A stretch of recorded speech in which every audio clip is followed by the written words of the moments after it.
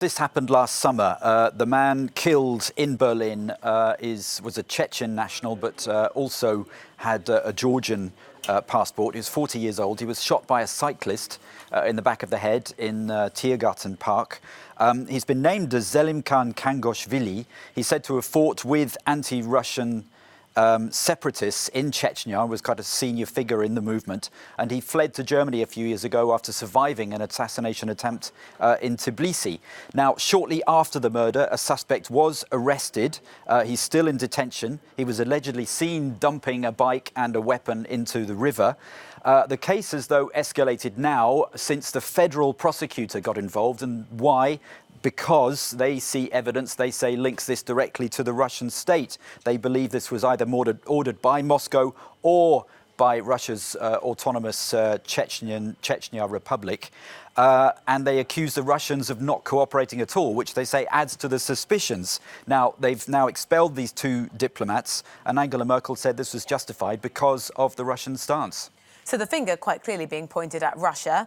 Unsurprisingly, though, Moscow are saying they've got nothing to do with it. Yes, it's a phrase that we've said quite often, actually. Moscow denies involvement. The Kremlin spokesman said that this was an unfriendly move and completely unfounded, that this has been whipped up by the German media who've been jumping to conclusions.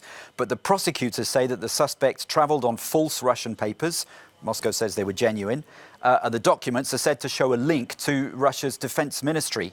Now, the prosecutor says that the same suspect is also thought to have killed a Moscow businessman back in 2013.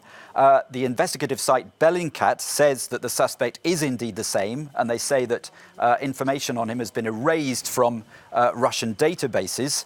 He was initially wanted by the Moscow authorities for that former murder, but since then was not named as a suspect and has been travelling around freely. And the investigators say, well, that shows strong suspicions of that it was a state-sponsored act. Now, coming up quite quickly on the horizon, there's going to be this four-country summit talking about Ukraine. That's going to involve Germany and Russia.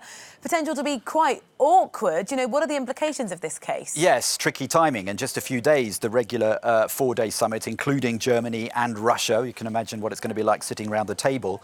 The implications could be huge, because if this is a political assassination on German soil, that it could bring a similar fallout to the Skripal scandal in the UK. Now, then Western countries rallied round the UK over that assassination attempt. Russian military intelligence were implicated in the Salisbury attempted poisoning. This time, it's not military intelligence, but experts are pointing the finger at Russia's secret services or the defense ministry. This is said to be the first time they would have been operating so openly in Western Europe. The question is now, was this directly carried out by Putin's agents? And the suspicion is, of course, that it suggests Moscow still feels it can act with impunity in going after its targets in Western countries.